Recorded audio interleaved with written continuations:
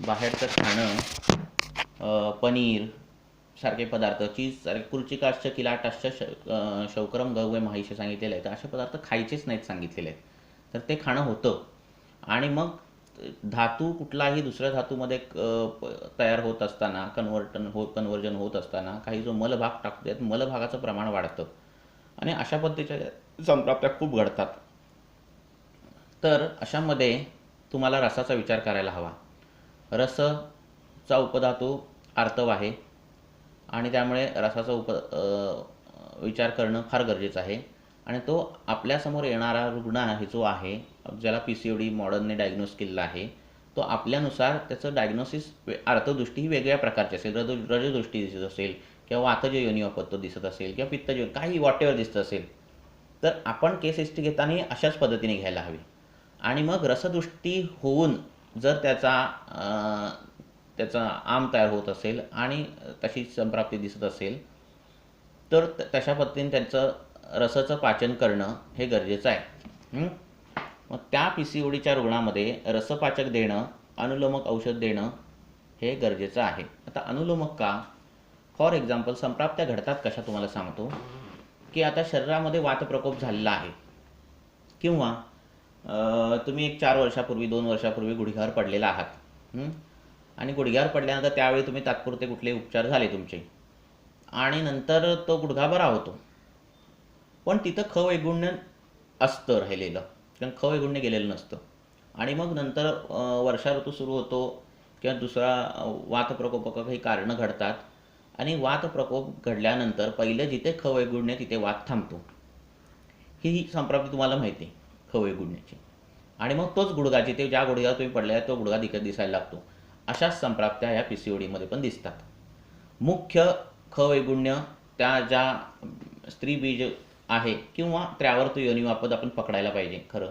कारण स्त्रीबीज एवढंच आहे आणि गर्भाशय एवढा आहे, त्यामुळे गर्भाशयाचा विचार जास्त आहे PCODमध्ये. जरी त्यांच्या दृष्टीने ओव्हरीचा विचार जरी त्यांच्या दृष्टीने जास्त असला तरी आपल्या दृष्टीने गर्भाशय हा विषय मोठा आहे, कारण तिथला सर्वात मोठा आशय आहे गर्भाशय, त्या संबंधी आशय आहे गर्भाशय. आणि त्यामुळे गर्भाशयाचा विचार करणं गरजेचं आहे. तर रजप्रवृत्तीच्या वेळी व्यवस्थित जर तुम्ही जे नियम पाळले नाहीत, म्हणजे रजप्रवृत्तीच्या वेळी स्त्रिया ट्रेन पकडतायत किंवा पळतायत, उड्या मारतायत, ह्याच्याने होणार काय आहे लक्षात घ्या. तो जो गर्भाशय आहे तो क्षत होतोय, त्याच्यातून स्त्राव निघतोय, तो जखमी झालाय आणि कुठलीही जखम व्यवस्थित व्हायला काही पथ्य आहेत जी व्रणामध्ये पण आहेत की तुम्ही कोरडं अन्न खाल्लं पाहिजे, एका जागी बसलं पाहिजे. ही काही पथ्य आहेत कशासाठी? ती जखम व्यवस्थित भरण्यासाठी. ती जर जखम तशी भरत नसेल, ती जर जखम तुम्ही जर परत पळत असाल, फिरत असाल, नाचत असाल, बागडत असाल, तर तिथे खवैगुण्य निर्माण होणार आहे. हे एका वेळी निर्माण होतं, अनेक वेळी तुम्ही रजप्रवृत्तीच्या वेळी करता त्यावेळी निर्माण होतं आणि फक्त तुम्हाला कुठली तरी वातप्रकोपक कारणंच लागतात व्हायला.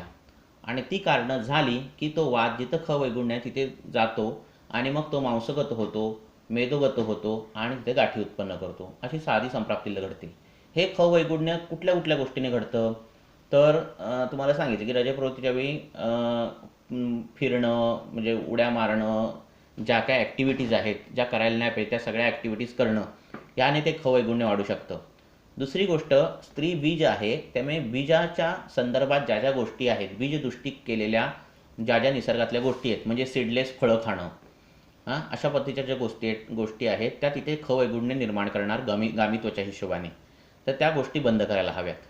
तिसऱ्या गोष्टी म्हणजे फॅमिली प्लॅनिंगची ऑपरेशन्स असतील, कॉपर्टीसारखे ऑपरेशन्स असतील किंवा पिल्स असतील ज्या एका वेळी फ्लश करून टाकतात सगळं, त्या साक्षात त्या धातूला, साक्षात त्या अवयवाला आणि साक्षात शुक्रधातूला, स्त्री शुक्राला, हे तिथे खवैगुण्य निर्माण करणाऱ्या गोष्टी आहेत. लक्षात आलं की नाही? कारण ती कृत्रिम आहे, ती गोळी काय हे नाही आहे. आणि असे ती विषयुक्त गोष्ट तिथे खवैगुण्य निर्माण करणार आहे. त्याच्या जोडीला जर प्रकोपित वायू असेल, तो प्रकोपित वायू कसा घडणार आहे? बाकीची कारणं घडतातच आहेत, कारण लवकर उठणं नाही आहे सध्या मुलींमध्ये. मग त्या 8, 9, 10ला उठतात. हे दिवास्वप्न आहे. दिवास्वप्न हे मांसाचं कारण आहे, मांसदृष्टी आणि मेददृष्टीचं कारण आहे दिवास्वप्न. आणि त्याच्यासोबत जर तुम्ही स्निग्ध हे दुधाच्या ज्या विकृती आहेत, पनीर बिनीर सारखं, दहीसारखं अशा काही गोष्टी खाल्ल्यात तर गॅरंटेड मेदाची दृष्टी होणार आहे. आणि मग ही दृष्टी स्त्रीचं अधोगामित्व आहेच मुळातच. म्हणजे काय, देवाने तिला पुरुषापेक्षा गर्भाशय आणि स्तन्याशय हे 2 आशय दिलेले आहेत. गर्भाशयाचं काम हे दर महिन्याचं आहेच रजप्रवृत्तीचं. शिवाय नंतर गर्भोत्पादन करणं म्हणजे गर्भाला तिथे उत्पादन करणं गर्भाचं. पुरुषाचं काम संपल्यानंतर पण तिथे गर्भाचं पोषण करणं. गर्भाचं पोषण झाल्यानंतर व्यवस्थित गर्भाचं पोषण झाल्यानंतर परत डिलेवरीनंतर गर्भाशय शोधन करणं आणि परत गर्भाशय शोधून परत रजप्रवृत्तीसाठी तयार होणं, इथपर्यंत त्याची कामं होतात. त्याच्यानंतर परत तो आर्तवम ऊर्ध्वागतम होतो आणि परत स्तन्य म्हणजे गर्भाचं पोषण बाहेरून असं स्तन्याने करणं, इथपासून त्याची कामं आहेत. तर एवढे जर कामं एक्स्ट्रा असतील तिच्या शरीरात पुरुषापेक्षा, तर तिला खाण्यापिण्या वागण्याचे नियमही पुरुषांपेक्षा जास्त आहेत. हे नियम तिला लादलेले नाही आहेत, हे नियम तिची काळजी करण्यासाठी आहेत. त्यामुळे तिची काळजी घेण्यासाठी म्हणा किंवा तिला कुठले आजार होऊ नये म्हणून ते नियम आहेत की रजप्रवृत्तीच्या वेळी काही पथ्य पाळणं. आणि ही सांगायला पाहिजेत तुम्ही पेशंटला, आणि ती शास्त्रोक्त आहेत, ती सायंटिफिक आहेत, हे तुम्ही बिंबवलं पाहिजे. तर त्या काळात सुट्टी घेतील किंवा त्या काळात ॲटलिस्ट सुट्टी नाही घेऊ शकत तर काही कर्म ते टाळू शकतील, ॲक्टिव्हिटीज त्या टाळू शकतील, इतकं ते करू शकतात. कोरडा आहार घेणं हे तर सोयीस्कर आहे ना. रजप्रवृत्तीच्या वेळी कोरडा आहार घेणं हे तुम्ही, हे जर रजप्रवृत्ती चालू असेल आणि आंबट तेलकट तिखट खात असाल तर परत रक्तदृष्टी होणार आहे. तो व्रण कसा भरणार आहे, तर हे लक्षात ठेवा. तो व्रण आपल्याला व्यवस्थित भरायचा आहे. का व्यवस्थित भरायचा आहे प्रत्येक महिन्याला, कारण तिथे ख वैगुण्य निर्माण नाही झालं पाहिजे. आणि ख वैगुण्य का नाही निर्माण झालं पाहिजे, कारण ख वैगुण्य निर्माण झालं तर जे काही आर्तवाचे जे योनीचे विकार आहेत ते मॅक्झिमम विकार हे वातापासून होत आहेत. आणि मग फक्त वाढीचं कारणच त्यांना पाहिजे. मग ते अर्शातून असं उत्पन्न असू दे, स्थूल असेल जर स्त्री तर ते स्थूलातून पण अर्शाची संप्राप्ती घडते, कारण स्थूल असल्यामुळे मलबद्धता येते आणि परत उदावर्त येतो. आणि मग तो उदावर्त पहिला कुठला उदावर्त होणार आहे, पहिला वायू कुठला उदावर्त होणार आहे, अपानाची दृष्टी होणार आहे. तो दृष्टी पहिला कुठे करणार आहे, अपान क्षेत्रात करणार आहे. अपान क्षेत्रात काय आलं, गर्भाशय आला, स्त्री बीजांड आलं आणि तिथे तो दृष्टी करतो आणि फुगे बनवतो. मग तो तिथेच काय फुगे बनवतो असं काही नाही आहे, तो गर्भाशयात फायब्रॉइड पण बनवतो. त्यावेळी तो कुठेही दृष्टी करणार आहे, फक्त त्याला जिथं मांस दृष्टी दिसेल, मेद दृष्टी दिसेल, तो मेदामध्ये मांसामध्ये घुसणार आणि तिथे गाठी करणार आहे. त्यामुळे तुम्ही तिथे स्थान वैगुण्य निर्माण झालं नाही पाहिजे यावर तुमचं लक्ष केंद्रित असायला हवं. आणि तसं तुम्ही पेशंटला सांगायला हवं. म्हणजे काय, त्याला अनुलक्षण तशी तुम्हाला औषध देता आली पाहिजेत. म्हणजे आता गर्भाशय जर घेतला तर तो मांसाचा अवयव आहे, त्याच्यातून रजस्त्राव होतो म्हणजे रक्ताशी संबंधित अवयव आहे. तो आर्तव हे उत्पादक आहे, त्यामुळे तो आर्तवाशी संबंधित आहे. जो मज्जेतून नंतर निर्माण होणारा आर्तव आहे तो त्या आर्तवाशी ते संबंधित आहे. कोणाचं तरी माईक चालू आहे. नंतर तुम्हाला पाळी येताना कधी कधी मूड स्विंग होतात किंवा मनाचे काही बदल दिसतात, कारण तो मज्जेचं त्याच्यावर कंट्रोलिंग येतं आहे. त्यामुळे हा सगळे विचार तुम्हाला गर्भाशय या एका स्थानाचे करावं लागतात. केवळ तो गर्भाशय आहे आणि त्याचं असं विचार न करता अशा पद्धतीचं सगळा करावा लागतो. त्यामुळे मांसाचं गामित्व असणारे, अधोभाग गामित्व असणारे, वातानुलोमन करणारे, रक्ताचा विचार करणारे, रसाचा विचार करणारे, अस्थिधातू सोडून सगळ्या धातूंचा विचार याच्यात येतो PCODमध्ये आणि म्हणून हा कष्टसाध्य व्याधी होतो. या सगळ्या धातूंची इन्व्हॉल्वमेंट होते. त्यामुळे तुम्हाला रसदृष्टीपासूनची शुक्रदृष्टीपर्यंतची सगळी लक्षणं तुमच्या डोळ्यासमोर असायला हवी ज्यावेळी PCODचा रुग्ण तुमच्यासमोर येतो. आणि मग एक एक नील करत जायचं. हां, रसाची दृष्टी आहे का, तर नसेल तर तो नील. रक्ताची आहे का, असेल तर रक्ताची दृष्टी म्हणजे कशी, रक्तपित्ताची जी कारणं आहेत ती, रक्तोत्न पिष्ट दूषित ती सगळी कारणं तुम्हाला हे करावी लागणार. आणि मग त्याच्यातून जे धातू पकडले गेले, त्याच्यात जे धातू चोर निघालेत त्या चोरांना पहिला पकडावं लागतं. आणि मग काही मांसमेदो तर मॅक्झिमम दिसणारच आहे, त्यांच्या दिवा स्वप्न असणार आहे. 8ला उठणं 9ला उठणं हे दिवा स्वप्नातच मोडतं, हे लक्षात ठेवा. त्यामुळे मी 8ला उठते आणि दुपारी काही झोपत नाही म्हणजे मी दिवा स्वप्न करत नाही असं नाही. 8ला उठणं हे दिवा स्वप्नच आहे. तर हे दिवास्वाप हे कारण पकडावं लागतं. हे मांसदृष्टीकर कारण आहे. त्याच्यासोबत जर पनीरसारखे किंवा चिकट बुळबुळीत त्या चीजसारखे असे काही पदार्थ येत असतील तर मेददृष्टी फिक्स आहे. तर अशी कारणं तुम्हाला पकडून ती कारणं रूल आउट करून त्या कारणांच्या ह्याची चिकित्सा द्यावी लागते. तुम्ही एक लक्षात नेहमी ठेवा, कुठलीही अशी अनुक्त व्याधी आली, कुठलीही जी अशी व्याधी आहे की ज्याचं आयुर्वेदामध्ये वर्णन नाही, PCOD असेल, कॅन्सर असेल, वॉट एव्हर आहे, त्या व्याधीचं तुम्हाला डिफरन्शिएशन किंवा त्या व्याधीला तुम्हाला आयुर्वेदाच्या त्रिदोष सिद्धांताने पंचमहाभूतामध्ये बसवूनच तुम्हाला त्याचं हे काढावं लागणार आहे, बाकी काढावी लागणार आहे, हे लक्षात ठेवायचं आहे. त्यामुळे PCODचा रुग्णाला रसधातू चांगला आहे का, रक्तधातू चांगला आहे का, मांसधातू चांगला आहे का, मज्जा चांगली आहे का तिचं काम काय आहे, बुद्धी क्षेत्राचं काम आहे, ती बँकेत जाते, खूप स्ट्रेस लेवलमध्ये काम करते, मग ती मज्जेची विकृती आहे का, मज्जेची लक्षणं विचारायची, मज्जेची श्रोतदृष्टी आहे का, असं सगळं विचारायचं. मज्जेचं असेल तर मज्जेवरून काम करावं लागतं आणि मग ती शुक्र चांगला करते आणि मग आर्तव चांगला होतो. PCOD असा का वाटतो कठीण ट्रीट करायला, कारण आपण एवढ्या अँगलमधून त्याला जात नाही. आपल्या डोक्यात एकच असतं, PCOD म्हणजे रजप्रवृत्तीने बट्टी द्यायची, एक अनुलोमक औषध द्यायचं, नाहीतर कुबेराक्षी बट्टी. असं नाही आहे. असा PCOD बरा होणारच नाही, कोणाचाच होणार नाही आहे. आपल्याला वाताला अनुलोमन करायचंच आहे. म्हणजे तुम्ही एकतर महिन्यातून एकदा विरेचन द्यायचं. जर खूप मोठ्या प्रमाणात गाठी असतील आणि त्या पद्धत दृष्टी असेल तर विरेचन देणं हे फार गरजेचं आहे, जेणेकरून जो वात स्रोतसांमध्ये गेलेला आहे तो घालवणं त्याने सोपं होईल. तर चिकित्सेबद्दल नंतर बोलू आपण. तर अशा पद्धतीने तुम्हाला बघावं लागेल PCODचं. काहींचा रक्तासंबंधी विचार करावा लागतात, म्हणजे कधी कधी इतकं रक्त दूषित असतं, ती तिखट आंबट खात असते स्त्री, आणि तुम्ही तिला रजप्रवृत्तीने देता. काय होणार आहे, तुम्ही त्याच्या कारणात भर घातलाय त्या रजप्रवृत्ती देऊन. आणि पित्तावृत्त अपानामध्येही अनार्थव हे लक्षण सांगितलेलं आहे ना. मग असं जर लक्षण दिसत असेल, पित्तावृत्त रज असं जे हे आहे, त्यात मंजिष्ठा चांगलं काम करते, तर त्याच्यामध्ये अनार्थव हे लक्षण सांगितलं आहे. त्यामुळे आवृतत्व कशाला झालं तरी काय प्रत्येक वेळी असं पित्त वाढलं म्हणजे रज वाढेलच, म्हणजे जे काही स्त्राव जास्त होईलच असं काही नाही आहे. त्यामुळे मग असं प्रकोपित आहार विहार ज्यांनी घेतलेले आहेत, पित्त प्रकोपित आहार विहार ज्यांनी घेतलेले आहेत, त्या स्त्रियांमध्ये आपल्याला पित्ताचं प्रसादन करावं लागतं, विरेचन द्यावं लागतं किंवा पोटातून पित्ताचं प्रसादन. आणि पित्ताचं प्रसादन म्हणजे शीत औषधं दिल्यानंतर तिची पाळी येते हे वेगळं घडतं. प्रत्येक वेळी उष्णच औषध द्यायची आणि अनुलोम द्यायची असं नाही करायचं आहे. त्यामुळे अशा पद्धतीने करावं लागतं. मांसदृष्टीकर आहार विहार ज्यांचा आहे, मेददृष्टीकर आहार विहार ज्यांचा आहे, त्यांना विरेचन हे कंपल्सरी द्यायचं, कारण तो मेदावृत्त वात असतो, मेदामध्ये गेलेला वात असतो किंवा मांसामध्ये गेलेला वात असतो आणि अर्बुदाची संप्राप्ती घडलेली असते. त्यामुळे त्या दोघांमध्ये हे करायचं. सोबत दिवा स्वाप आणि ही जी दृष्टीकर कारणं आहे ती बंद करायची. ती जर स्त्री म्हणत असेल की मला पथ्य पाळायला जमणार नाही असं जर म्हणत असेल तर मला औषध द्यायला जमणार नाही हे तितकंच ठणकावून सांगायचं, कारण अपथ्य ही एवढीच महत्त्वाची आहे जेवढी औषध आहेत. कारण तुझी एक PCOD व्हायला तू 10 वर्ष चुका केलेली आहेस, म्हणून तुला PCOD झालेला आहे हे तिला सांगितलं पाहिजे तुम्ही, आणि त्या पद्धतीने तुम्ही पथ्य सांगायला पाहिजे.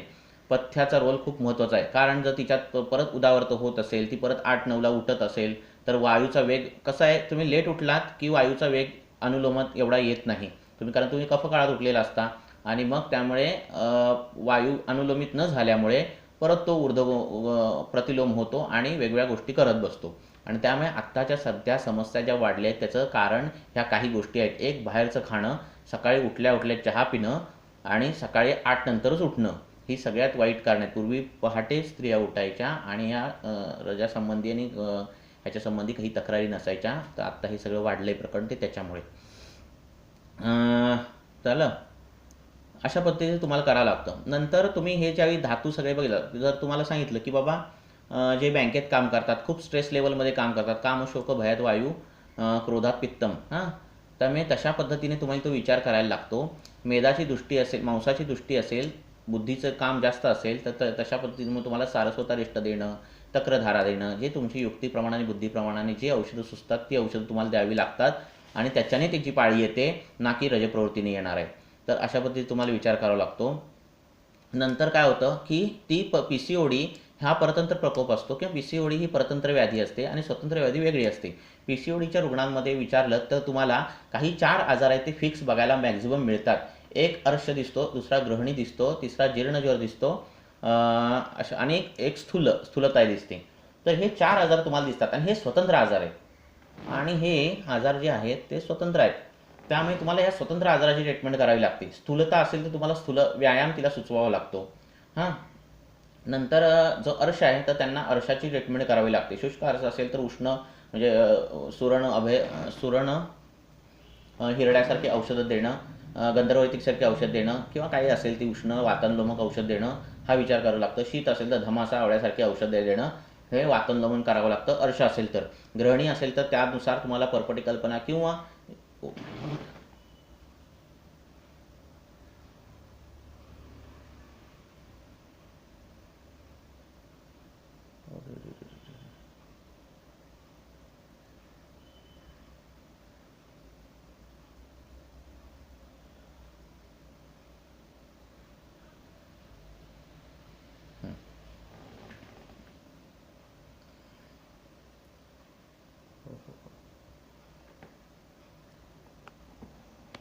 सॉरी, नेटवर्क प्रॉब्लेम आलेला. एक मिनिट. आला. ओके, येतोय आवाज माझा? नेटवर्क प्रॉब्लेम आलेला. येतोय आवाज माझा? मेसेजमध्ये तुमचे मेसेज उडालेले आहेत, जे काही प्रश्न विचारलेले ते तुम्ही. ओके. हां, तर कुठे आलेलो मी? कुठे आलेलो? तर अशा पद्धतीत तुम्हाला सगळे विचार करावे लागतात. त्या स्त्रीला सांगावं लागतं की तुम्ही लवकर उठली पाहिजेस, आणि लवकर उठणं हे सायंटिफिकली किती बरोबर आहे, त्याच्याशिवाय तुझी PCOD ट्रीट होणार नाही हे बिंबवावं लागतं तुम्हाला. तर अशा पद्धतीने तुम्हाला करायचं आहे काम. नंतर कारणांमध्ये ही झाली सगळी कारणं. अर्श असेल तर अर्श करायचं, मलबद्धता असेल तर तुम्हाला मलबद्धतेचा विचार करावा लागतो, त्यानुसार बस्त्या द्याव्या लागतात. आणि स्थूलता असेल तर तुम्हाला सांगितलं. ग्रहणी असेल तर ग्रहणीचा विचार करावा लागतो. हां, ग्रहणीवर आलेलो मी. तर ग्रहणी असेल तर त्यानुसार तुम्हाला सिद्ध तुपं द्यावी लागतात. दाढीमादी घृतासारखी तुपं आहेत जी ग्रहणीमध्ये काम करतात, त्याच्या वंध्यत्वामध्ये पण काम येतं. तर अशी तुपं तुम्हाला वापरावी लागतात. अशी वेगळ्या धाटणीची तुपं तुम्हाला ग्रंथातून शोधून ती वापरावी लागतात. तर अशा पद्धतीने तुम्हाला करावं लागतं. प्रत्येक PCODच्या तुम्हाला लक्षणांवरून पण, आता हे तुम्हाला मी सांगितलं की दोष बघायचे, सॉरी धातू बघायचे, आणि धातूनुसार कुठल्या धातूची दृष्टी आहे त्यानुसार तुम्ही काढायचं. तुम्हाला काही लक्षणं PCODची दिसतात की त्यानुसार पण तुम्हाला जज करता येतं. हेतू तर तुम्ही काढायचेच आहेत, त्याच्यात काही नो डाऊट आहे, ते काढण्याशिवाय पर्यायच नाही. पण की बाबा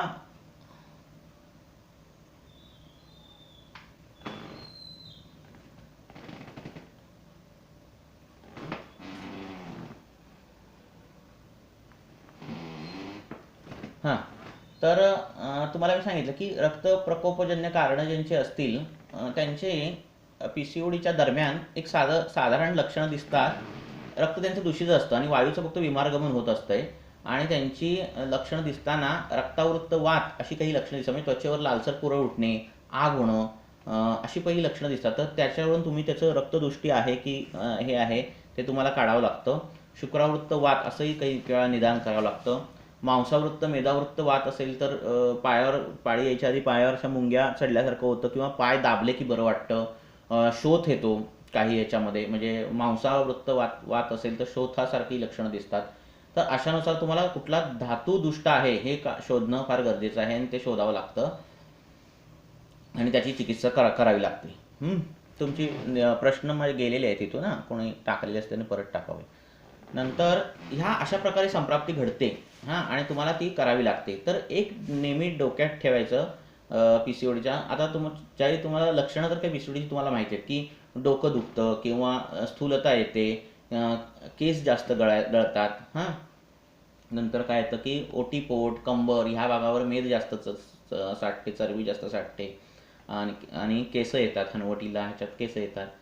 तर ही विकृती आहे. शक्यतो केस येणं ही अगदी पराकोटीची विकृती आहे. म्हणजे मज्जा पण दुष्ट झाली आणि अस्थिला पण तिने दुष्ट केलेलं आहे. असं प्रतिलोम ती संप्राप्ती घडली. अशा पद्धतीचं ते घडतं, आणि ते प्रकरण कठीण होऊन जातं करण्यासाठी. त्याच्यासाठी खूप फॉर्म्युलेज आहेत, पण तेवढे ते काम करत नाहीत असं दिसतं. त्यामुळे त्यांनी ते लेझर करून करतात रुग्ण, आणि ते एकदम सुटसुटीत आहे. पण त्याची संप्राप्ती आपण आतून भंग करणं हे फार गरजेचं आहे. अशा पद्धतीने बघायचं. जिम लावणं, स्त्रिया काहीतरी खूप चांगलं ज्यांचं काही प्रॉब्लेम तरीही त्या जिममध्ये जातात आणि खूप व्यायाम करतात. मुळात स्त्रींना एवढा व्यायाम करणंच मुळात हे गैर आहे. कारण ती स्त्री जी आहे तिच्यामध्ये जे भाव सांगितले ते पुरुषापेक्षा वेगळे आहेत, आणि पुरुषामध्ये जी अस्थिरता आहे, अस्थि धातूचं जे बल आहे ते जास्त आहे, आणि स्त्रीमध्ये मज्जा धातूचं बळ जास्त आहे. त्यामुळे स्त्रीला स्तन्यप्रीती आहे, शुक्रप्रीती आहे, वात्सल्यप्रीती आहे. स्त्रीला तिने बाळ बघितलं की तिला म्हणजे मातेने बाळ बघितलं की तिच्या स्तनामध्ये दूध येतं, त्याच्या स्पर्शाने, त्याच्या विचारांनी. तर इतकी ही प्रीती, वात्सल्यप्रीती पराकोटीची आहे स्त्रीमध्ये. आणि तो वात्सल्य भाव हा छोट्या कामात, नाजूक कामात, लज्जेमध्ये अशातून तो व्यक्त होणारा भाग आहे. आणि ही प्रीती कमी करणं, किंवा त्या प्रीतीचं रूपांतर शुक्रप्रीती किंवा अशा पद्धतीने गेलं तर ते कमी व्हायला लागतं. म्हणून तो भाव आत्ताच्या ह्याच्यात ठेवणं फार गरजेचं आहे. आता चिकित्सेकडे वळूया आपण. कोणाला काही प्रश्न असतील तर विचारा. तर आता तुम्हाला एक साधं सांगतो की साधं सांगतो की कुठल्याही अशा अनुक्त व्याधींमध्ये एक काहीतरी मास्टर कीज असतात की त्या चिकित्सा देणं फार सोयीस्कर असतं. तर त्या मास्टर कीज एक अशा आहेत की तुम्ही आत्ता तुमच्यासमोर जो PCODची रुग्ण आली, तिची गाठ किती का असेना, ते PCODच्या किती मल्टिपल असेना का, कुठल्या पण ओव्हरीमध्ये असेना का, ह्याचा तुमचा डायरेक्टली संबंध काही नाही. तुमचा संबंध आहे की तिचा आर्तव कसा आहे, स्त्रावाचं प्रमाण कसं आहे, त्याचं प्रमाण कसं आहे, त्याची स्वरूप कसं आहे आणि त्याचा काळ कसा आहे, हे तुमचं बघणं गरजेचं आहे. त्यानुसार तुम्ही तिला वातज, पित्तज आणि कफजमध्ये बसवू शकता. आणि त्याच्यामध्ये तुम्ही जर तिला बसवलं तर वातज असेल तर फेस असलेला असा स्त्राव असतो, पातळ स्त्राव असतो. आणि असा स्त्राव असेल तर ह्या सगळ्यामध्ये मुख्यतः योनी पिचू, योनी धावणं, धुपणं, उत्तर बस्ती आणि आपली रेग्युलर बस्ती जे असतं आपण अनुवासन आहेत त्या बस्ती, ह्या 4 म्हणजे एकदम ताकदीच्या गोष्टी आहेत. आणि ह्याला सोडून PCOD म्हणा, श्वेतप्रदर म्हणा, ट्रीट करण्याची जास्त भानगडीत पडू नये. हे यायलाच हवं. उत्तर बस्ती नसेल येत तर पिचू धारण, मी गेल्या ह्याला पण तुम्हाला पिचू दाखवलेले, तर पिचू देणं. आणि तेलं कुठली वापरायची, ती तेलं दोषानुसार बदलणार. म्हणजे काय की वातज असेल, फेनिल स्त्राव असेल आणि अशा पद्धतीचं जर तिचं असेल तर प्लेन तिळाचं तेल तुम्ही देऊ शकता किंवा सहचर तेल किंवा दशमूलादी तेलचा पिचू तुम्ही देऊ शकता. पित्तज असेल तर शास्त्राने वर्णित केलेलं यष्टमधू तेल हे अतिशय सुंदर काम करतं पित्तज योनी वापदमध्ये, जिथे स्त्रावाला वास खूप येतो. लक्षात ठेवा. आणि जो स्त्राव येताना स्वेद प्रवृत्ती जास्त होते आणि हॉट फ्लशेस निघतात, गरम वाफा निघतात, अशा पद्धतीचं असतं. आणि तिचे हेतू पण पित्त प्रधान असतात. असं जर असेल तर तिला यष्टीमधू तेलाचा पिचू द्यायचा. आणि PCOD आणि योनी वापदच आहे ते सगळं, आपण त्याला PCOD केलंय. तर PCOD आणि योनी वापदाचा संबंध आहे सगळा. तर कफज असेल म्हणजे स्त्राव पांढरा असेल, बुळबुळीत असेल आणि घट्ट असेल, असा असेल तर निंब तेलाचा पिचू द्यायचा. जे खूप उष्ण पण नाही, खूप शीत पण नाही, असं ते निंब तेलाचा पिचू अतिशय चांगला काम करतो. काहींमध्ये कृमींची हिस्ट्री असते PCODच्या रुग्णामध्ये. आणि टिपिकली अंगावर असे चक्रंदळ उठत असतात, दात किडलेले असतात, अशा पद्धतीचं असतं. पोट अधूनमधून दुखत असतं, पिरियडचा काही संबंध नाही, मध्ये पण दिवसा पोट दुखत असतं, कितीही खाल्लं तरी अंगाला लागत नसतं. आणि बाकी PCODची काही लक्षणं नसतात, म्हणजे स्थूलता नसते, केस नसतात, काही नसतात. पण पिक्चर जे आहे सोनोग्राफीचे PCOD दाखवत असतं. आणि असे कृश किंवा असे गोड खाणारे अशांमध्ये कृमींचा खूप मोठा रोल आहे. कारण असं सांगितलं की असं कुठलं लक्षण नाही जे कृमींनी घडत नाही. त्यामुळे PCOD सारखं लक्षण तर त्याला काहीच नाही कृमींना निर्माण करायला. तर कृमींची चिकित्सा करावी लागते. 1 महिना नाही, 2 महिने नाही, 2-3 महिने करावी लागते. लवकर कृमींची चिकित्सा होत नाही. तर त्या पद्धतीने कृमींना औषधं देऊन युक्तीप्रमाणाने तुम्हाला जे विडंगारिष्ट देऊ शकताय, विडंग देऊ शकताय, अजमानी कुठलाही तुम्ही कृमीचा कल्प देताय तो, आणि अनुलोमन करणं हे फार गरजेचं आहे, जेणेकरून कृमी पतन होईल. अशा पद्धतीची चिकित्सा करावी लागते आणि त्यांची पाळी येते. अशी कृमीजन्य PCOD पण असते आणि ती दिसते व्यवहारात, बाकी कुठल्याही धातूंची दृष्टी नसते आणि कृमींचंच कारण हे असतं. तर अशामुळे तुम्हाला ती ट्रीटमेंट करावी लागते. तर नंतर दुसरं तुम्हाला मी सांगितलं की योनी पिचूबद्दल मी सांगितलं. नंतर तुम्ही काय करू शकता की धूपन ज्याला म्हणतो, ते धूपन ही अतिशय सुंदर रोल मिळतो, कारण ते साक्षात तो वायूच आहे धूपन करणारा. त्यामुळे त्याचं स्रोतोगामित्व हे जास्त आहे. त्यामुळे धूपनाने अतिशय सुंदर रिझल्ट मिळतो. उत्तर बस्तीने अप्रतिम रिझल्ट मिळतो. उपस्नेहाने ते तेल अगदी गर्भाशयाच्या आतपर्यंत जातं, म्हणजे आत आपण सोडतो.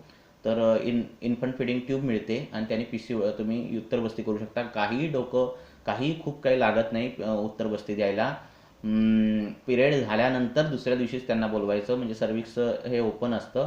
आणि बाकी कसकॉसपासून जे युटेरियन साऊंड डायलेटर हे तुमच्याकडे असतं, पल्सरने पकडायचं आणि हे करून साऊंड आपला जो कॅथेटर आहे तो टाकून त्याच्यात सहचरादी तेल असेल, क्षार तेल मिळतं बैद्यनाथचं, ते क्षार तेलाने पण सुंदर रिझल्ट मिळतात.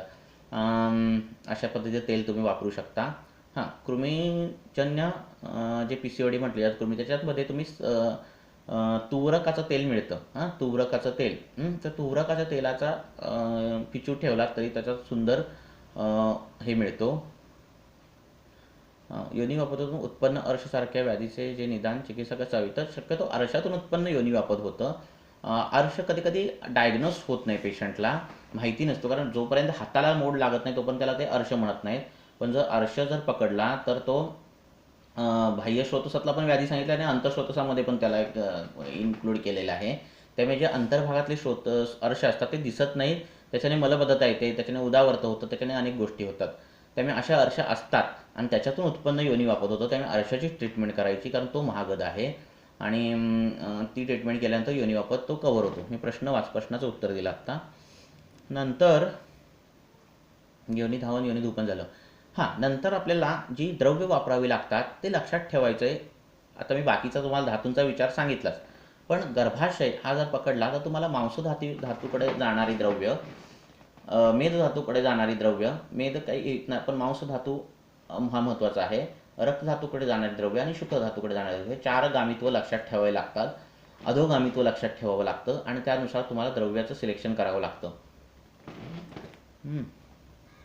अशा पद्धतीने तुम्हाला करावं लागतं. तर वेगवेगळी द्रव्य आहेत. तर मेडिसिन सांगण्यात काही मजा नाही. मेडिसिन सांगितल्यावर म्हणजे त्याच्यात लेक्चर छान वाटेल, पण तुम्हाला चिकित्सा देता येणार नाही. मी सांगितलं मी चंद्रप्रभा वापरतो, तर तुम्ही पण चंद्रप्रभा वापरत बसाल आणि तुम्ही रिझल्ट भेटणार नाहीत, कारण त्या चंद्रप्रभा वापरण्यामागे मी 10 विचार केले असतील, तसे 10 विचार तुम्ही केलेत तर त्याचा फायदा आहे. त्यामुळे कल्पच जर बघायला तर कितीतरी कल्प आहेत. तुम्ही नेटवर नुसतं PCOD टाकलं आणि आयुर्वेदिक मेडिसिन टाकलं, तुम्हाला कितीतरी कल्प भेटतील. कल्पात मजा नाही, कल्पाच्या मागच्या विचारांमध्ये मजा आहे, सगळी सिद्धांतामध्ये मजा आहे. तर त्या दृष्टीने तुम्हाला करावे लागतात. आता मांसधातू अग्नी असा विचार करायचा का? PCOD मांसधातू ग्रंथी. तर हे सगळे विचार केल्यानंतर तुम्ही नंतर काय विचार करू शकता, म्हणजे पोस्ट ग्रॅज्युएशन जे ज्याला म्हणतात, ते तुम्ही नंतर काय करू शकता, की मग ते गाठी जर आहेत मग तिचा आपण ग्रंथी अर्थ विचार करू शकतो का? मग तुम्ही तशा पद्धतीने त्रिकटू पाठाकुटज असं वापरून करू शकता. पण ग्रंथी अर्थ हा ग्रंथी अर्थवासाशी संबंधित आहे. तशा ग्रंथी जर वाटत असेल अर्थामध्ये तर ग्रंथी अर्थ वापरणं फायदेशीर आहे. पण तरी पण तो नंतर तुम्ही वरचा विचार करून ग्रंथी अर्थवाची ट्रीटमेंट पण देणं गरजेचं आहे. पण मुख्य काय आहे तुमचा पॅटर्न, की प्रत्येक धातूंमधून तुम्ही जायला हवा. तुमचा जो फिल्टर आहे तो प्रत्येक धातूंमधून गेला पाहिजे. त्या धातूची तुम्हाला ती दृष्टी मिळाली हे दिसायला पाहिजे. वायूचं उदावर्त जे झालेलं आहे अपानाचं, ते कशाने झालंय ते तुम्ही काढता आलं पाहिजे आणि त्यानुसार तुमची चिकित्सेची दिशा ठरली पाहिजे, तरच तुमचं त्याला यश चांगलं मिळणार आहे, तर ती PCOD एकदम व्यवस्थित ट्रीट होणार आहे. PCOD बरं करणं म्हणजे सोनोग्राफीमधल्या गाठी नील करणं नाही, PCOD ट्रीट करणं म्हणजे तिचा दर महिन्याला आर्तव येणं आणि ती नंतर लग्न झाल्यानंतर कन्सिव्ह होणं, ह्याला म्हणतात PCOD ट्रीट झालं. PCOD ट्रीट झालं म्हणजे सोनोग्राफीचा रिपोर्ट निगेटिव्ह आला असं होणार नाही. तुम्ही गाठी करून काहीतरी गाठी कांचनावर बघू करत बसला, अजिबात गाठी काही जात नाहीत. थोडंफार बदल होईलही, पण ती काय ट्रीटमेंट म्हणून त्यात काय राम नाही. त्यामुळे तसं डोक्यात हे करायचं. पुढे तुमचे हे बघतो मी काय आहे, कारण PCOD एकदा तुमचं सोनोग्राफीमध्ये पॉझिटिव्ह निघालं, गाठी दिसायला लागल्या, तर प्रत्येक PCODच्या रुग्णाला पाळीची तक्रार आहेच असं नाही आहे. म्हणजे कित्येक रुग्णांची पाळी व्यवस्थित येते, कन्सिव्ह होतात, बाळं 2-3 मुलं होतात त्यांना, आणि नंतर काहीतरी स्टोनचा त्रास होतो म्हणून ती सोनोग्राफी करतात आणि सोनोग्राफी केल्यानंतर त्यांना कळतं की आपल्याला PCOD आहे. तर असेही रुग्ण आहेत. किंवा ज्यांना काहीही त्रास नाही, PCOD नाही, काही नाही, ओव्हरी आहे, व्यवस्थित ओव्ह्युलेशन होतं सगळं, तरीही पाळी व्यवस्थित नाहीत, असेही रुग्ण आहेत. त्यामुळे PCOD is directly proportional to हे आहे, इरेग्युलर मेन्सेस आहे किंवा इन्फर्टिलिटी, असंही काही समीकरण आपण मांडू शकत नाही. म्हणून आपलं निदान हे आयुर्वेदिक पद्धतीने असावं, हे फार महत्त्वाचं आहे आणि त्या दृष्टीने ते करावं. तर अर्श हे आजार दिसतात. कोकणसारख्या प्रदेशात तर अर्शातूनच उत्पन्न खूप व्याधी दिसतात. पहिला अर्शच असं पकडून इतक्या पद्धतीने ते अर्शातून उत्पन्न व्याधी दिसतात. तर ही नित्य अनुलोमन व्हायला हवं, तर ती संप्राप्ती नित्य भंग होणार आहे, कारण 5-10 वर्ष लागले तिला एक गाठ तयार व्हायला. लक्षात ठेवा, म्हणजे तुम्ही अनुलोमन किती व्हायला हवं, रोज व्हायला हवं. रोज वाताला अनुलोमन व्हायला पाहिजे, तेव्हा कुठे तो मांसातला वात बाहेर पडणार आहे. रोज मांसाचं आणि मज्जे जो मेद असेल त्याचं पाचन व्हायला पाहिजे, त्याची दृष्टी रोज दूर व्हायला पाहिजे, हेतू पूर्ण बंद व्हायला पाहिजे, तर ती PCOD बरी होणार आहे, तर तो अवरोध जाणार आहे. तुम्हाला लक्षण कसं दिसतं त्याच्यानुसार आहे. म्हणजे कधी कधी पाळी येताना 4-5 दिवस आधी कंबर अतिशय आखडते, आणि मग नंतर पाळी येते.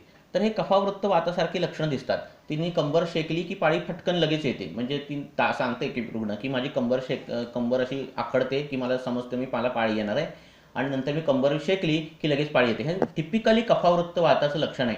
तुमची चिकित्सा कफावृत्त वाताची असायला पाहिजे, आणि तीच तुमची पीसीओडीची ट्रीटमेंट आहे. पेशंटला सांगताना तुम्ही सांगायचं की मी पीसीओडीची ट्रीटमेंट देतोय. तुमच्या डोक्यात आयुर्वेदिक निदान असणं गरजेचं आहे. असं कुठलंही मार्केटमध्ये कोण सांगत असेल किंवा मार्केटमध्ये कोण औषध वाटत असेल की हे औषध पीसीओडीला चांगलं आहे किंवा हे औषध मी पीसीओडीसाठी वापरतो, तर ते अजिबात योग्य नाही आहे. लक्षात आलं? तुमची संप्राप्ती अनेक मार्गाने घडणार आहे. अनेक मार्गाने तुम्हाला तो पीसीओडी हँडल करावा लागणार आहे. पीसीओडी हे लक्षण आहे असं समजा. त्याचा आजार हा वेगळा असतो आणि तो आजार शोधून काढावा लागतो. पीसीओडी आणि कॅन्सरमध्ये व्यापत होतात ना. कसं आहे, कोणाच तरी बंद आहे. हरिप्रसाद, आपलं हे बंद करा. डॉक्टर हरिप्रसाद, माईक बंद करा आपला. कसं आहे, मॉडर्न सांगतं की त्या गाठीनंतर खूप काळ राहिल्यानंतर चॉकलेट सिस्ट होतं किंवा त्यांचं कॅन्सरसमध्ये कन्व्हर्जन होण्याचे चान्सेस असतात, असं ते सांगतात. आणि का होऊ नये? जर उदावरत जर नेहमी होत असेल, रोज श्रोतोदृष्टी होत असेल आणि त्याच्यावर ट्रीटमेंट झाली नाही, तर भविष्यात तो कॅन्सर होऊ शकतो. कॅन्सर म्हणजे काय? अनेक धातूंची इन्व्हॉल्वमेंट असणं, अनेक दोषदृष्टी एकत्र येणं, व्याधी संकर होणं, हा म्हणजेच कॅन्सर आहे.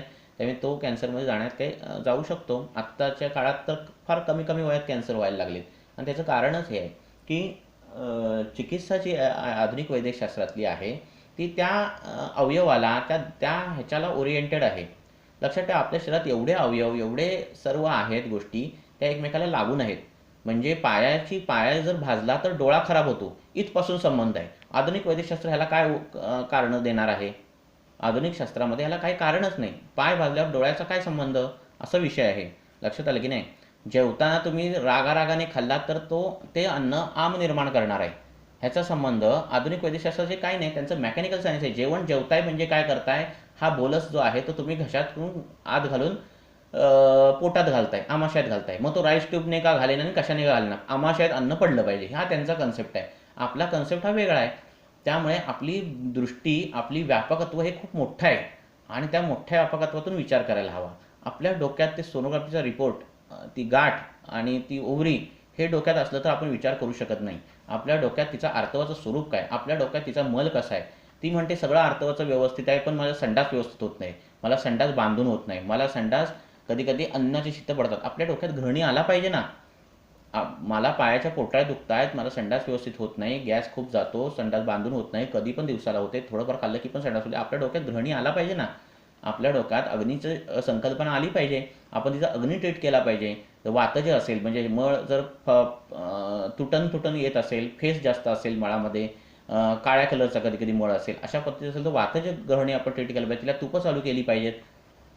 मळाला खूप घाण आमगंधी वास, अशा पद्धतीचा वास असेल तर त्या पद्धतीने तुम्हाला पित्ताची ग्रहणी ट्रीट करायला हवी, किंवा कफाची ग्रहणी ट्रीट करायला हवी. त्या पद्धतीने तुम्हाला अतिसार ट्रीट करायला हवा, ग्रहणी ट्रीट करायला हवी, अग्नी त्याचा ट्रीट करायला हवा. तीच ट्रीटमेंट तुमची पीसीओडीची ट्रीटमेंट असणार आहे. एकदा का मळ चांगला झाला की परत कशाला उदाहरणाची विकृती होते. त्यामुळे कधी कधी म्हणजे मॅक्झिमम वेळ लागणार आहे, कारण ती संप्राप्ती धातुगत गेलेली आहे. कुठल्या धातुगत? मांसगत, मेधोगत अशी संप्राप्ती गेलेली आहे. आणि अशी संप्राप्तीला लवकर तो वात बाहेर काढणं, लवकर त्याला पूर्ववत हे करणं. त्यामुळे पेशंटलाही असंच सांगायचं आहे, तुझी पीसीओडी व्यवस्थित, तुझं पाळी रेग्युलर येईल, तुला कन्सीव्ह होईल, सगळं होईल, पण डोक्यात हे नको ठेवूस की त्या गाठी जातील.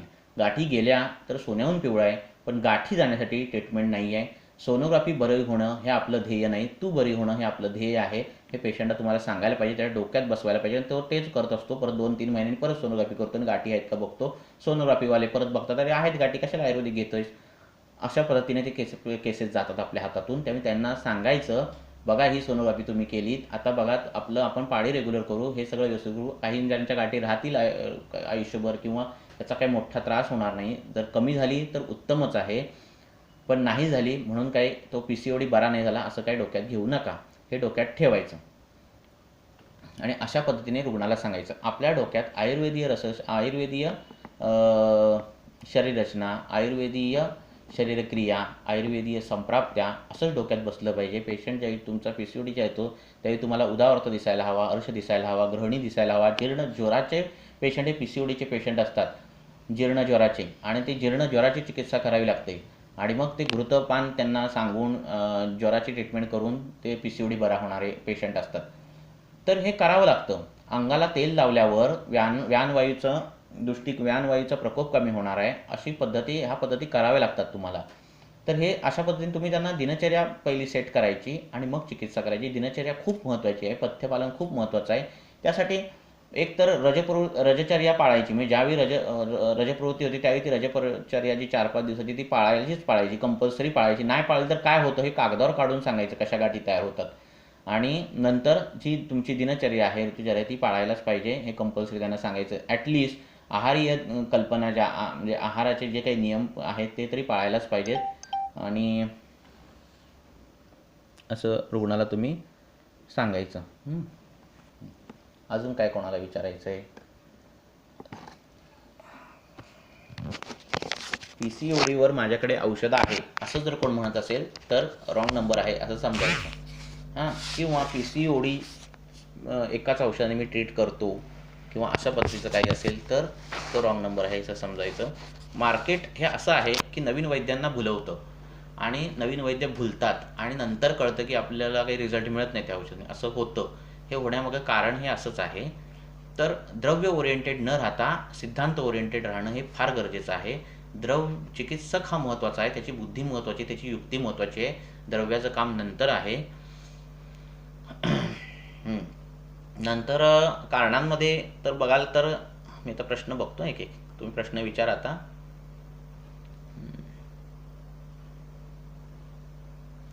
जिथे कफावृत्तवात अशी PCODची म्हणजे संतर्पणजन्य तिचे जर हेतू असतील त्या स्त्रीचे, खाणं पिणं निवांत असेल, दुपारी मस्त झोपत असेल, अशी पद्धतीची काही संतर्पणे तर तुम्हाला उष्ण वापरावी लागतात. तिचं जर संतर्पणामध्ये मधुर आहार जास्त असेल, स्निग्ध आहार जास्त असेल, असा आहार असेल तर उष्ण वापरावे लागतात.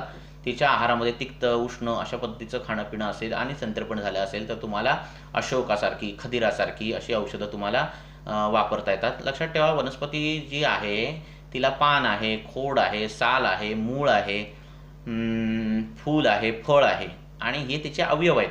त्यामुळे तिच्या अवयवातून उत्पन्न झालेल्या त्या गोष्टी त्या प्रायः तिथे गामित्व दाखवतात. म्हणजे साली ह्या त्वचा विकारांमध्ये काढायसाठी, धावण्यासाठी अतिशय चांगल्या उपयोगी पडतात. जे फळ आहे ते वृक्षभाव निर्माण करण्यासाठी अशा पद्धतीचा उपयोग करतं. किंवा फळ हा मांसमय असतं, त्यामुळे मांसधातू वाढवणं, मनुका याचं एक चांगलं उदाहरण आहे. तर मांसधातू वाढवण्यासाठी मनुका अतिशय उपयोगी आहेत. तर अशा पद्धतीचे गामित्व जातात. किंवा परागकण असतील किंवा बी असेल तर तिच्यामध्ये पुनरुत्पत्तीची शक्ती असते आणि ती बी तुम्ही अशा पद्धतीने वापरू शकता. पानं जी असतील ती फुफ्फुसावर जाणारी असतात शक्यतो प्रायः, आणि त्याप्रमाणे पानांचे रस हे त्या पद्धतीने वापरू शकता. वनस्पतीचा डिंक किंवा तिचा जो रस आहे, स्वरस काढणं आहे, तर ते रसधातूवर जाणारं काम असतं, तर त्या पद्धतीने तुम्ही ते विचार करू शकता. अशा पद्धतीने गामित्वाचा विचार करावा लागतो. तुम्ही एखादं औषध देताय पण ते औषध तुम्हाला तिथेच पोहोचवण्यासाठी तुम्हाला हे वेगवेगळे विचार करावे लागतात.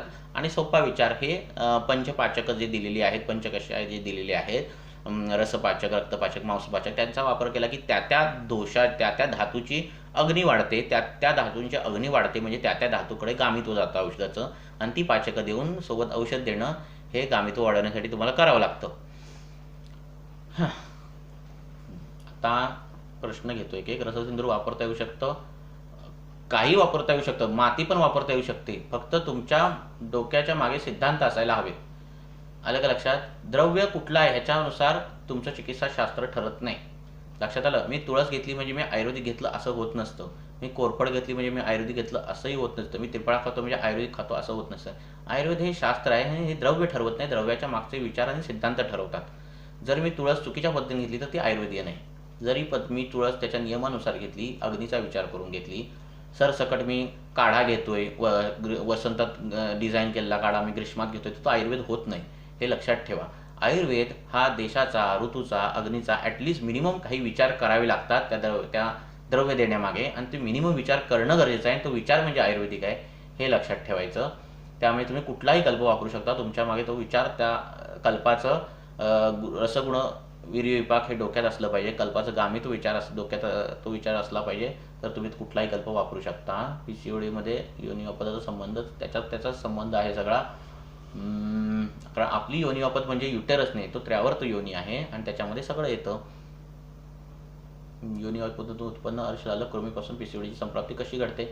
कृमीपासून पीसीओडी संप्राप्ती अशी घडते की सुश्रुताचार्यांनी सांगितलंय की जिथे जिथे संघ होईल तिथे तिथे कृमींची उत्पत्ती होते, असं त्यांनी सांगितलेलं आहे. म्हणजे त्यांनी सांगितलं जिथे जिथे श्रोत्रोत झाला की तिथे कृमींची उत्पत्ती होते. कृमी म्हणजे एक डोक्यात ठेवा की ते जंतू असे वळवळतायत असं डोक्यात ठेवू नका. कृमी हे अदृश्यही आहेत. त्यामुळे कृमी कुठे होऊ शकत नाहीत, कुठेही होऊ शकतात आणि कृमींपासून काय होऊ शकत नाही तर काही होऊ शकतं. हे जर असं जर इतका जर कृमींचा विचार असेल तर कृमींपासून पीसीओडी का नाही होणार? कारण ते कुठेही संघ उत्पन्न करणार. कारण मला सांगा, कित्येक रुग्णांना अल्बेंडाझोल देतात, आयव्हरमेक्टिन देतात,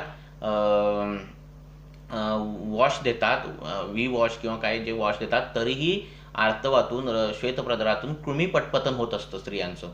कुठून उत्पन्न होणार आहेत कृमी? लक्षात ठेवा, कुठून उत्पन्न होणार हे कृमी पतन होत असतं आणि मग त्यांना तुम्हाला कुठातूनही कृमींची ट्रीटमेंट द्यावी लागते. हे प्रत्यक्ष पेशंट दिसतात.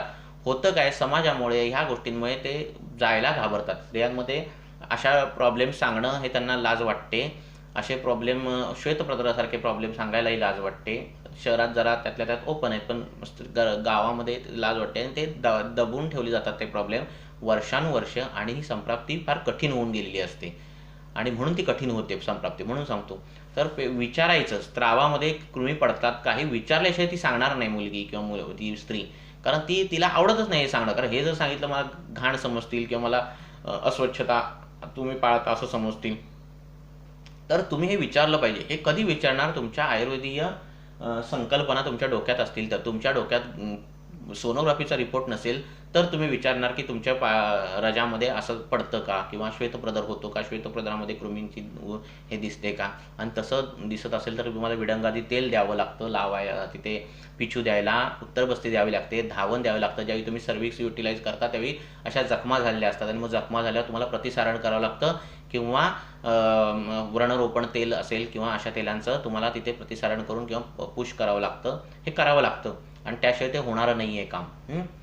खूप मोठ्या प्रमाणात वाताची विकृती असेल, खूप मोठ्या प्रमाणात हे सगळं प्रकरण असेल, सार्वजनिक वाताची पण इन्व्हॉल्वमेंट असेल, असं असेल तर बस्तीसारखा सुंदर उपक्रम नाही. बस्ती द्यायच्या 15, 20, 30 बस्ती दिल्याशिवाय ते तो श्रोतो मार्ग हे होत नाही आणि परत व्यवस्थित पाळी यायला लागते. ती दिल्याशिवाय कळणार नाही बस्ती. म्हणजे कित्येक महिने पाळी येत नाही आणि बस्ती दिल्यावर पाळी लगेच येते. इतका तो अवरोध असतो आणि इतका निरोग बस्तीने तो अवरोध जातो. तर हे करावं लागतं. जर तेवढा जास्त प्रमाणात अवरोध असेल तर गोमूत्रासारखे अर्क पण मिळतात. तो अर्धा चमचा जरी गोमूत्र अर्क घातला, अनुवासन बस्तीमध्ये घाला किंवा निरूमध्ये घाला, तरी फटकन तो कफाचा जो अवरोध आहे तो निघतो आणि पाळी सुरू व्हायला लागते.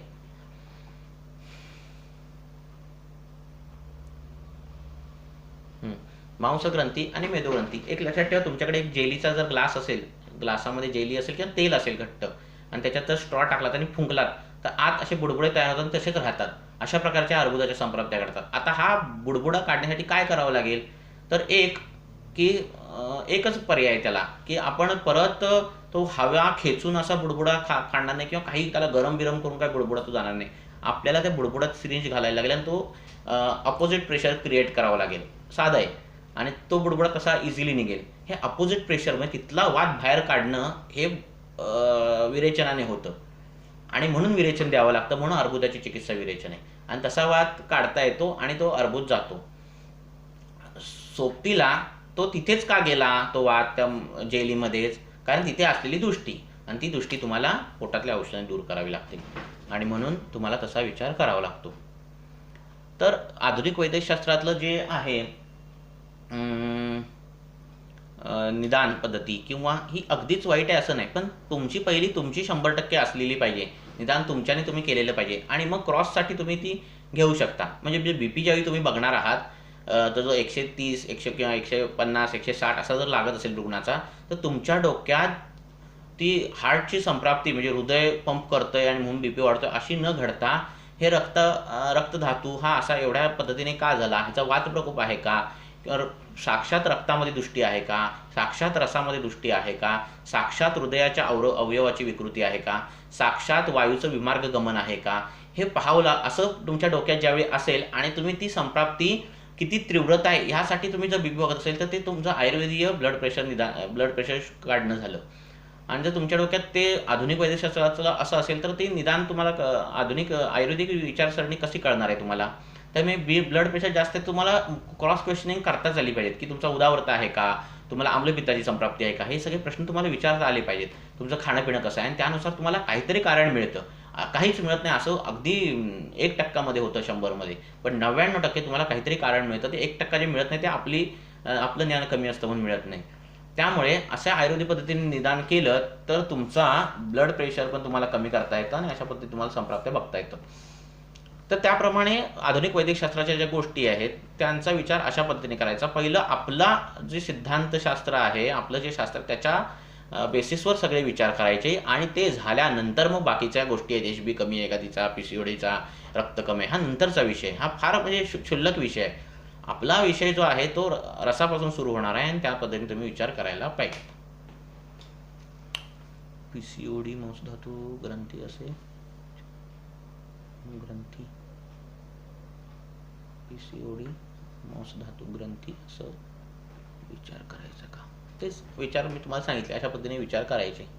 तुवरक बोली भाषेत तरवड का, तुवरकला बोली भाषेत बघूया काय तरवड म्हणतात काय बघूया. हां, पिवळी फुलं येतात. PCOD मध्ये कॅन्सरसारखे काही व्यापद, ते तुवरक जे आहे ना ते अतिशय उष्ण आहे, अतिशय गरम आहे अशा पद्धतीचं आहे आणि मुख्य ते कृमिघ्न आहे आणि ते अतिशय चांगले कृमी हे करतं. PCOD कॅन्सर प्रश्न कोणाला असतील ते विचारा. PCOD कॅन्सरमध्ये काही व्यापद निर्माण होतात का, होणार ना. प्रमेय, पुरुरूप, केसवृद्धी आणि हर्सिडियम यावरून PCOD प्रमेय पुरुरूप कन्सिडर करू शकतो. हर्सिटिझम जे आहे, स्त्री ही पुरुष होती हे लक्षात ठेवा. स्त्रीमध्ये दाढी मिशा होणं म्हणजे ती पुरुषत्व तिला येतंय आणि जर हे तिला पुरुषत्व येत असेल तर तिच्यामध्ये स्त्रीत्व आणण्यासाठी आपण काय करू शकतो, तर तिच्या गर्भाशयावर जाणारी औषधं, तिच्या मज्जेवर जाणारी औषधं वापरावी लागतात आणि त्यानुसार ते काम करावं लागतं.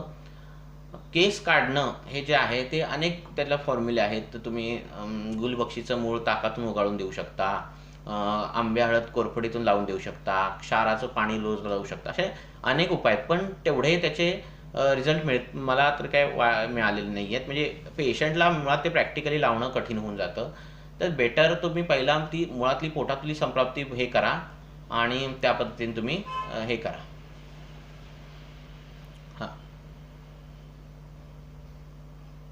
हां, तर करू शकता तुम्ही विचार. प्रमेयामध्ये मलाची उत्पत्ती जास्त सांगितलेली आहे आणि त्यानुसार तुम्ही प्रमेय दिसतात तुम्हाला, संतर्पणजन्य कारणं झालेली रुग्ण असे दिसतात आणि त्या शेवटी ट्रीटमेंट ही तशीच जाणार आहे. तुमचे हेतू तुम्ही शोधून काढलेत, त्याचे गुण शोधून काढले, तर तुमची ट्रीटमेंट ही तशीच जाणार आहे. प्रमेय कारण आसे सुखम स्वप्न सुखम हे वाढलेलं आहे. बरं, तुमचे काही प्रश्न असतील तर विचारा. आज काही सुट्टी आहे मला.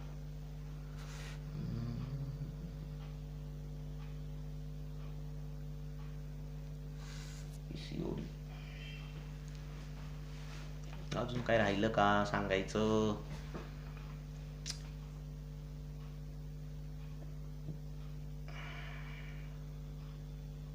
कारण रस व श्रोतदृष्टी ज्यावेळी तुम्ही बघता त्यावेळी त्याच्या कारणांमध्ये चिंता सांगितलेली आहे रस व श्रोतदृष्टीची, आणि हा मोठा विषय आहे ना. रस कुठं आणि चिंता कुठं हा विषय मोठा आहे. त्यामुळे जेवताना खाताना तुम्ही किती द्वेष राग अशा पद्धतीने खाताय तुम्ही, आणि ते दशविध कर्मामध्ये सांगितलेलं आहे जेवताना बोलणं, तुम्ही किती ते महत्त्वाचं आहे लक्षात ठेवायचं.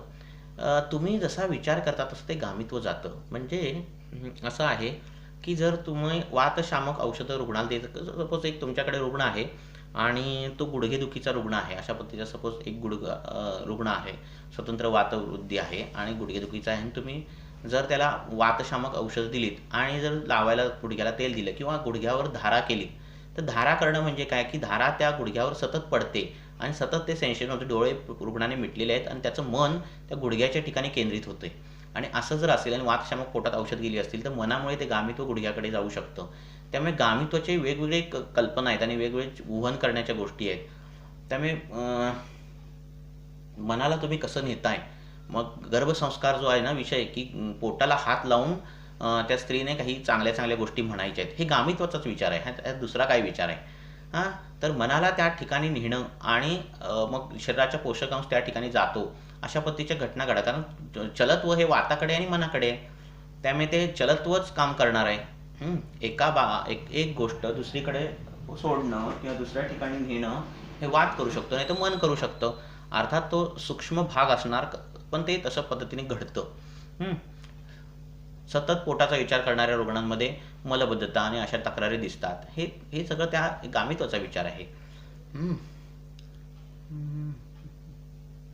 किंवा सतत चेहऱ्याचा विचार करणारे लोक असतात. काही चेहऱ्यावर काही पुडी उठली, काय झालं, चेहऱ्याचा विचार करणारे लोक असतात.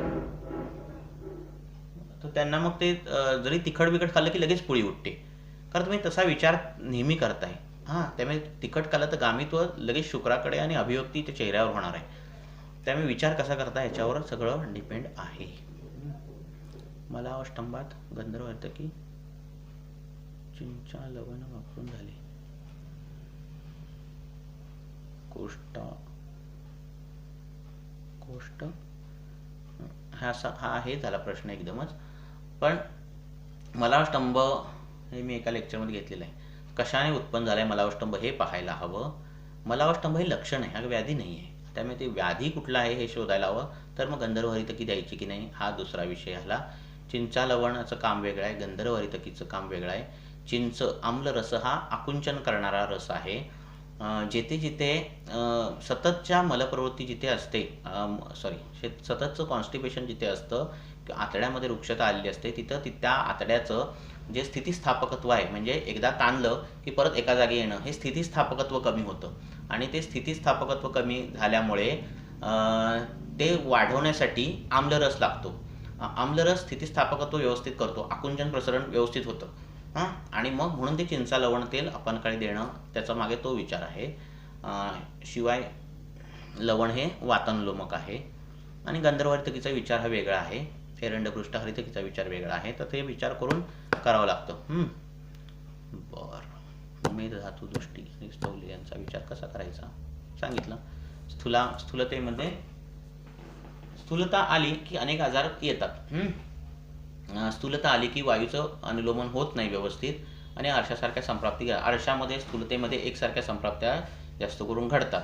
तर ती स्थूलता नष्ट होण्यासाठी वेगवेगळ्या गोष्टी कराव्या लागतात. अंगाला तेल लावणं, व्यायाम करणं, अशा अनेक गोष्टी. नुसतं व्यायाम करायला सांगायचं नाही कोणालाही, तर नाही तर परत वातप्रकोप होतो, परत तो मेदोगत होतो, परत संप्राप्ती वाढणार आहे. तर अंगाला तेल लावून व्यायाम करणं, खाण्याचे काही नियम सांगणं, ह्या सगळ्या गोष्टीने ती स्थूलता काढून मेददृष्टी कमी करावी लागते. तर आधी पीसीओडी घडते, मग स्थूलता, आधी स्थूलता मग पीसीओडी, असं शक्यता जास्त असते. त्यांनी उलटं सांगितलं. ते म्हणतात आधुनिक आधी पीसीओडी घडणार आहे मग स्थूलता येणार आहे. आपण उलटं आपल्या दृष्टीने, आधी स्थूलता आहे मग पीसीओडी आहे, असं व्यवस्थित आहे आपल्या दृष्टीने. अशीही संप्राप्ती घडू शकते पीसीओडीने स्थूलता, पण त्याची मग ती संप्राप्ती वेगळ्या मार्गाने जाणार आहे. कारण मग स्त्री दर महिन्याला जे शोधन आहे ते होत नाही आहे, आणि मग ते शोधन न झाल्यामुळे ओटीपोट जड येणं किंवा तिथे ते संचित रज राहणं, अशा पद्धती संप्राप्ती होऊन ती स्थूलता असं ते दिसणार आहे. आणि ती स्थूलता टिपिकल असते, ओटीपोट मोठं झालेलं आणि ते लोंबतं, अशा पद्धतीची ती दृष्टी असते. बरं, असं म्हणतात.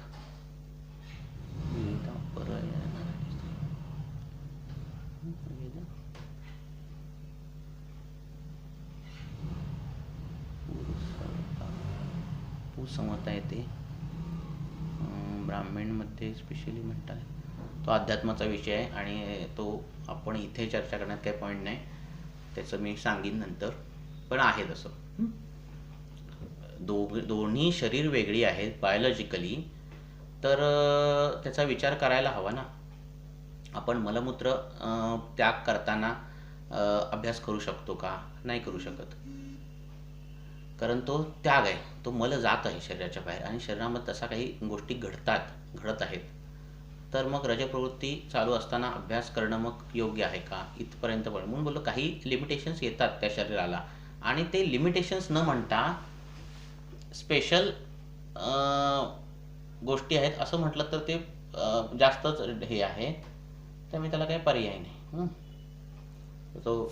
तो मोठा वेगळा विषय अध्यात्माचा. हे झालं.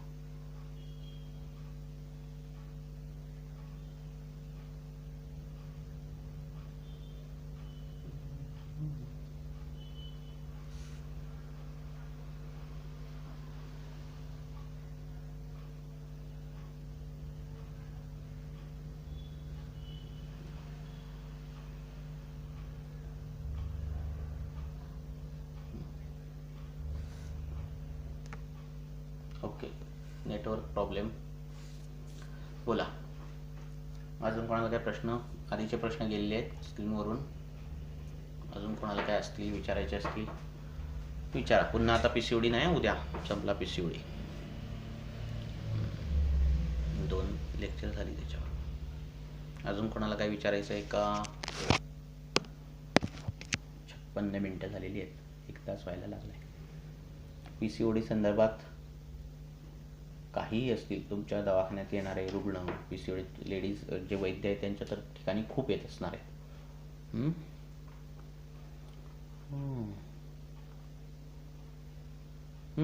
जीर्णज्वराची छान लक्षणं दिली आहेत ग्रंथात.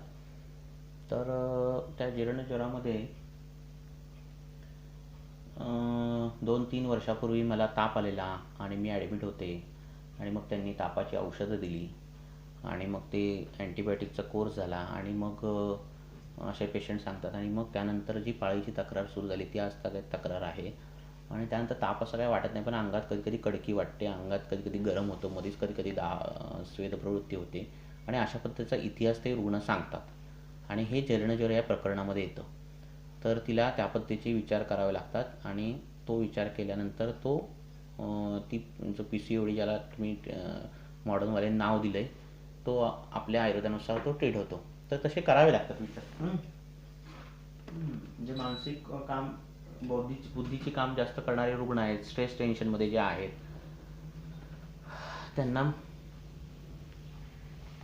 त्या पद्धतीने मनावर जाणारी, मज्जाधातूवर जाणारी अशा पद्धतीची औषधं वापरावी लागतात आणि मग ती पाळी येते. कारण जे असे पाळी येते आता माझं ह्या दिवशी पूजा आहे घरात आणि पाळी पुढे जाणारी औषधं ढकला किंवा पाळी पुढे जाणारी औषधं द्या, पाळी मागे, असे जे काही रुग्ण आहेत त्यांना अजिबात द्यायचे नाही तशी औषध. त्यांना म्हणायचं हे निसर्गाचं आहे, आज आपण पुढे ढकलू किंवा उद्या आपण मागे ढकलू, पण नंतरचं काय आलं लक्षात. त्यामुळे तसं काय करायचं नाही. आणि आहारात ते साधारणतः तुम्ही बदल सांगू शकता की बाबा तेलकट तिखट खाऊ नकोस, हे जे शिगरू खाऊ नकोस, गाजर खाऊ नकोस, अननस खाऊ नकोस, गवार खाऊ नकोस, हे जे काय आहारीय जे द्रव्य आहेत, काळी मिरी खाऊ नकोस, ओवा कमी खा, हिंग कमी खा, म्हणजे पाळी ती त्यातल्याच पुढे जाईल. पण त्या पलीकडे औषध देण्यात काही पॉईंट नाही, कारण तसा विचार करून नाही आहे. दुसरी गोष्ट त्या पद्धतीने करायचं नाही. बरं, काय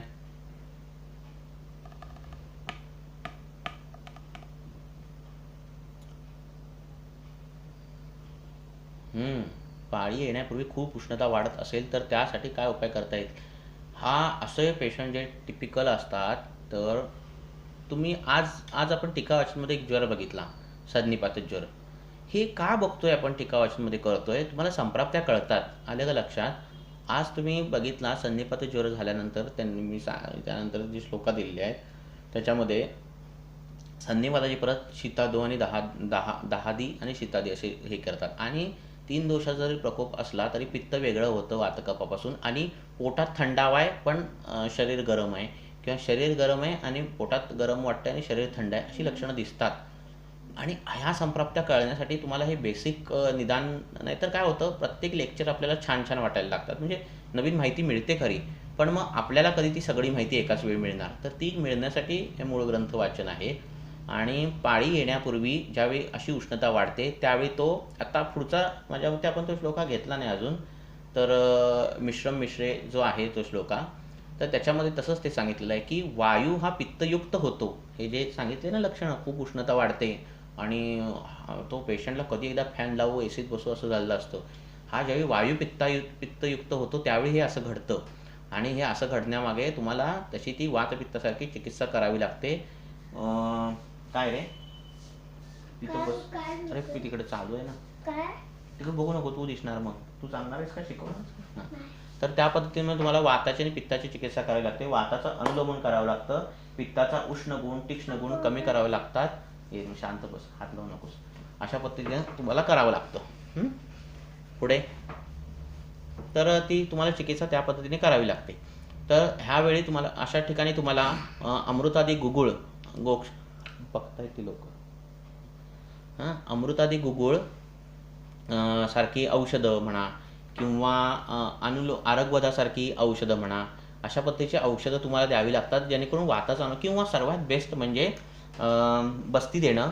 आणि ती म्हणजे अमृत रे तिक्तक्षीर बस्ती देणं. एकटाच असेल, थांब जरा. तिक्तक्षीर बस्ती देणं हे करावे लागेल. आणि ती तिक्तक्षीर बस्ती दिलीत तुम्ही, किंवा तिक्तक्षीर बस्ती म्हणण्यापेक्षा पित्तावृत्त वाताची जी बस्ती आहे चरकाचार्यांनी, ती बस्ती दिलीत की तुम्हाला हा प्रॉब्लेम जो आहे तो सॉल्व्ह होतो आणि अजिबात उष्णता वाढत नाही. पुढे गुळवेल हे अतिशय चांगलं औषध आहे. यामध्ये अमृत गोक्षूर हे अतिशय चांगलं औषध आहे. डिपेंड ऑन त्यांचे गुण तुम्हाला ते द्रव्य सिलेक्शन करावं लागतं. पुढे चला, आता 1-2 प्रश्न घेऊन बंद करूया आपण.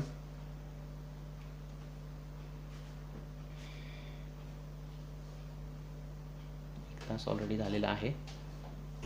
तर हे तुम्ही ज्यावेळी ग्रंथवाचन आपण